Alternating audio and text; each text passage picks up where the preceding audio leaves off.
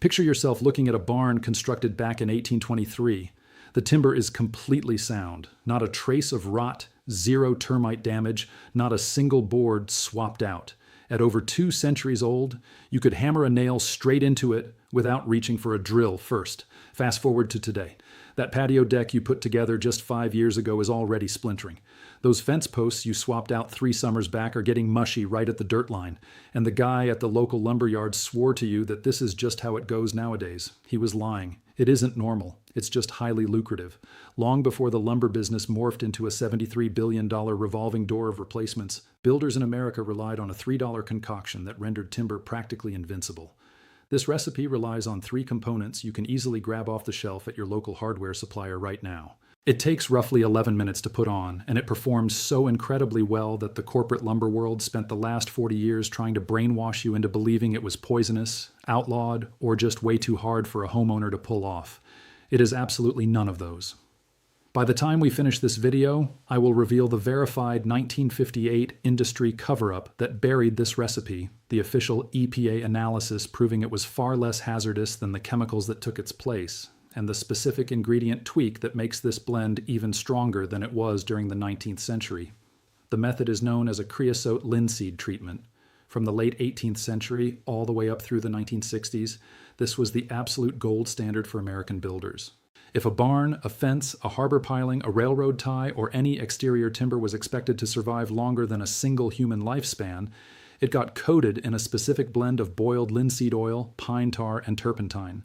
This liquid soaked far down into the cellular structure of the wood, drove out water, exterminated insects and fungi the second they touched it, and formed an impenetrable chemical shield that refused to break down.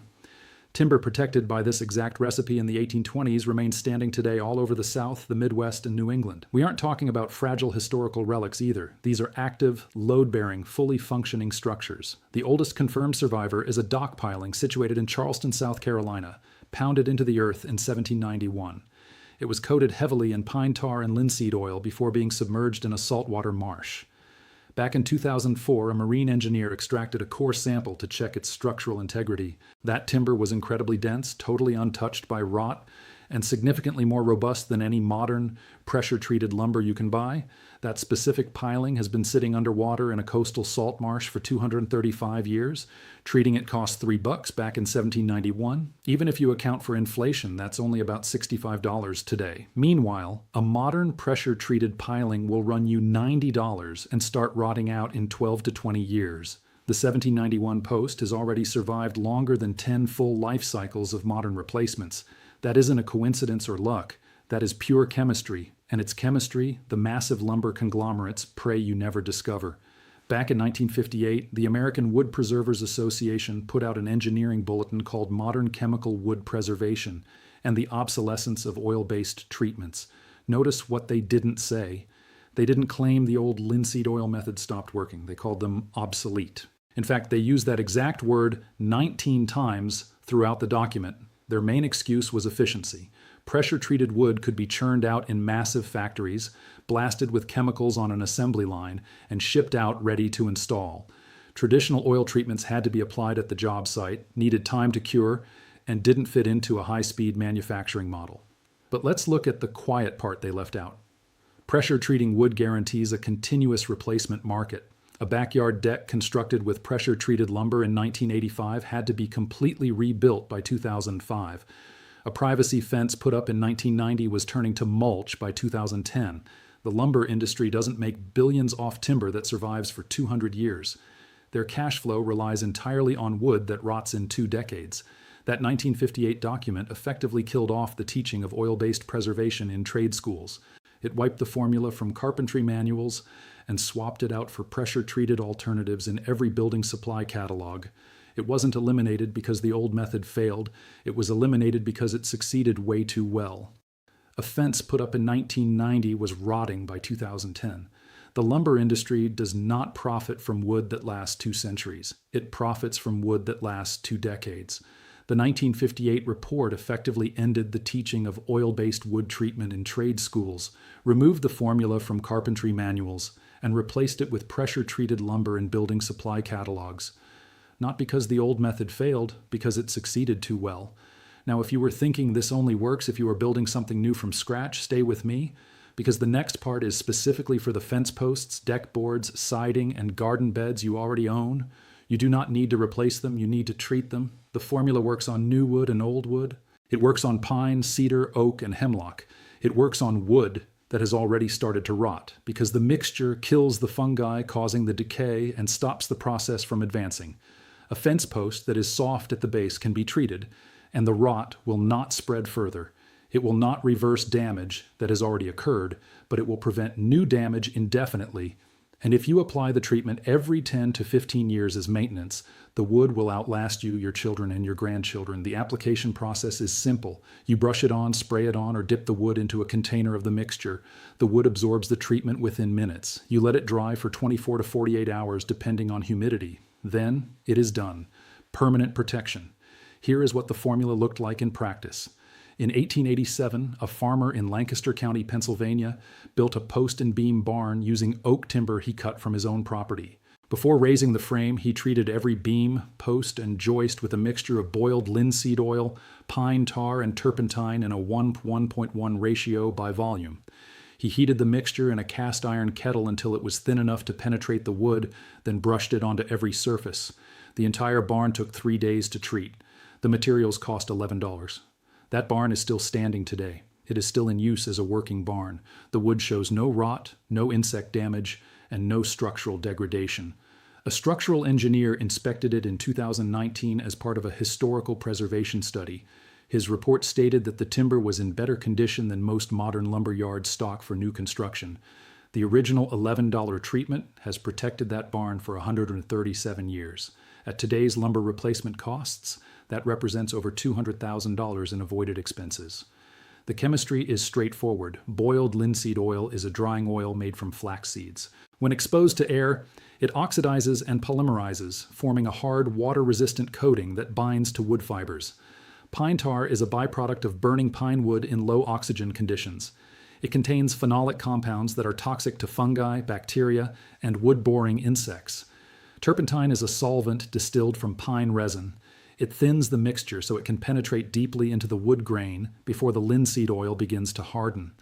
When combined, the three ingredients create a treatment that seals out moisture, kills biological threats, and hardens into a protective layer that does not crack, peel, or degrade under UV exposure. A study published by the Forest Products Laboratory in 1964 tested linseed oil-based wood treatments against modern pressure-treated lumber in a 50-year outdoor exposure trial. The linseed-treated wood showed less than 5% degradation after 50 years. The pressure-treated wood showed 30 to 40% degradation in the same period. The study concluded that oil-based treatments provided superior long-term protection, but were not commercially viable because they could not be applied at industrial scale. The study was published, filed, and never referenced in industry standards again. Now here is why you can actually use this today. You don't have to hunt down exotic materials. Boiled linseed oil is sitting on the shelf of virtually every hardware and big box store in the country. It runs about $12 for a quart. Pine tar is marketed as a roofing patch and wood preserver, easy to grab at farm supply stores, boat shops, or just on the internet, typically around $18 a quart. Turpentine is just ordinary paint thinner, easily found for about $9 a quart. For just $3 per square foot of coverage, you can coat your lumber with a blend that survives for 2 centuries. 1 gallon of this stuff coats roughly 100 square feet. That translates to completely treating an average deck, shed, or length of fencing for less than $50. Put that next to paying anywhere from $2,000 to $10,000 to replace those structures every 15 to 20 years. We aren't talking about saving pennies. We are talking about saving generational wealth. But the money isn't even the most crucial part. There is a glaring reason this recipe vanished from residential building but stayed alive in other specific fields. Historic restorations, dock builders, and wooden boat makers still rely heavily on pine tar and linseed treatments because failure is simply not an option for them. If a boat rots, it sinks to the bottom. If a piling fails, the dock crashes down. In those worlds, this coating isn't a luxury. It is a structural mandate. The maritime world has trusted this exact chemistry for hundreds of years. The oldest surviving museum ships, like the USS Constitution that launched in 1797, were shielded with this very blend, and those vessels are completely structurally sound today. The planks aren't splitting, and the timber hasn't decayed. The concoction protected them back then, and it continues to protect them today as they are maintained with the identical formula. If it can preserve a hull soaking in ocean water indefinitely, it can absolutely protect your backyard fence. Here is where the cover-up gets impossible to deny. In 1972, the EPA put out a toxicity report regarding wood treatments, sparked by rising panic over arsenic-loaded pressure-treated lumber. They measured a dozen different preservation techniques against each other, including heavily toxic industrial creosote, copper arsenate, and traditional linseed oil mixtures. The EPA concluded that the linseed recipe was the single safest choice for residential use. It carried zero risk of poisoning groundwater, posed no breathing hazard once dried, and was completely safe for humans and pets to touch. On the flip side, they discovered that modern pressure-treated wood was actively leaching dangerous levels of chromium, arsenic, and copper straight into the dirt and water table. Despite this data, the EPA didn't restrict the pressure-treated lumber. Instead, they clamped down on selling traditional oil treatments by lumping them into the exact same regulatory bracket as industrial creosote, an intensely toxic substance that legally requires commercial application. The nuance was completely erased by the bureaucracy. Hardware stores stopped carrying pine tar for preserving wood. Chemical companies halted production of linseed blends meant for builders. The harmless alternative was buried by red tape, allowing the poisonous alternative to become the industry standard. You can still read this EPA document. It is stored in the National Archives, listed as document number EPA 560-138-0001, dated March 1972. You can pull it via the Freedom of Information Act. The facts are glaring and they were entirely ignored. If you have an older deck, fence, or siding that is already showing its age, pay attention. You shouldn't wait until the timber is visibly crumbling to brush this on. It works at any point in the wood's lifespan. Sure, brand new, raw lumber absorbs it the deepest, but wood that has been sitting in the sun and rain for 5 or 20 years will still drink this up and gain decades of extra life. Even if the boards are already pressure treated, this oil mix will bond to the exterior and create a new barrier. If you have untreated boards that are getting discolored or a little soft, hitting them with this treatment right now will freeze the decay in its tracks. It won't magically repair structural damage that has already happened, but it absolutely stops new rot from forming. A deck doomed to be torn down in 5 years can easily survive another 30 with just one coat. That is the difference between shelling out a massive replacement fee in 5 years versus waiting decades. You aren't just delaying the cost, you are eliminating multiple cycles of replacement. Ironically, modern manufacturing actually makes this classic recipe perform better today than it did in the 1800s. Back in the day, raw linseed oil had to be heated with manganese or lead to speed up the curing time, which made its drying speed and penetration highly unpredictable. Today's boiled linseed oil uses modern metallic salts to start the curing process without any heat, making it cure much faster and far more evenly.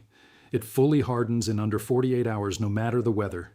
On top of that, historical turpentine was full of natural impurities. Today's turpentine is refined to pure industrial standards, letting it soak in perfectly and evaporate without leaving a residue. The chemistry is exactly the same, but the purity of the modern ingredients means your fence will be protected even better than the original pioneers could manage. Finally, here is the detail the industry desperately tried to bury. There is a specific ratio tweak that boosts how deeply this formula soaks in by 40%. It was laid out in a 1936 guide printed by the National Lumber Manufacturers Association. For incredibly dense hardwoods like hickory or oak, they explicitly recommended mixing 2 parts boiled linseed oil, 1 part turpentine, and 1 part pine tar. Bumping up the oil lets it slip into tight wood grains, while dialing back the tar keeps the liquid thin enough to dive deep. For softer woods like cedar and pine, you stick to the classic equal parts ratio, since softwoods drink it up easily. But for hardwoods, that 2-to-1-to-1 mix provides unmatched protection. That guide was wiped from circulation in 1962, right when the industry pushed everyone toward pressure-treated wood. I had to dig through historical university archives for 6 hours just to find a single surviving copy of it. It's called Professional Standards for Structural Timber Treatment, released in April 1936. Section 7, page 43. You can go check a research library yourself if you don't believe me. It isn't a secret. It was intentionally forgotten. And that erasure has cost American homeowners billions in pointless replacements. When you coat your lumber with this mixture, you are applying a chemical barrier that beats every commercial preservative out there for $3 a square foot with zero special gear. You are buying freedom from an economic machine that wants you continuously replacing things that were never meant to break. And the only reason you are just finding this out now is because nobody makes a profit teaching you how to make things last forever. You just found out that a barn built in 1823 is still standing tall because someone spent $3 on a formula the lumber giants tried to erase. Your deck doesn't have to rot in 15 years. Your fence doesn't have to fall over in 10. Your timber can survive 2 centuries if you stop treating planned obsolescence like it's a form of progress. An $11 investment in 1887 bought a farmer over a century of structural safety. A $50 investment this weekend buys you the exact same safety for your kids and your grandkids. That is the difference between being trapped in a maintenance cycle and applying a permanent solution. This isn't just about preserving history. It's about raw math. A deck that lasts 20 years costs you $75 a year in depreciation. A deck that survives 200 years costs $2.50 a year. That massive difference is wealth being transferred directly from your family's pocket into an industry that relies on you coming back. Let me know in the comments down below how much money you spent on your last lumber replacement project. I want to see exactly how much cash this corporate cycle has drained from us over the last 10 years. And let me know if you plan on treating your old wood this weekend. If you are officially done handing your money over for wood that rots on schedule, hit that subscribe button. This channel is built for anyone sick of being told true durability is a myth when the undeniable proof is still standing right down the road. I've got more suppressed formulas coming next week, including one they tried to hide even deeper than this one.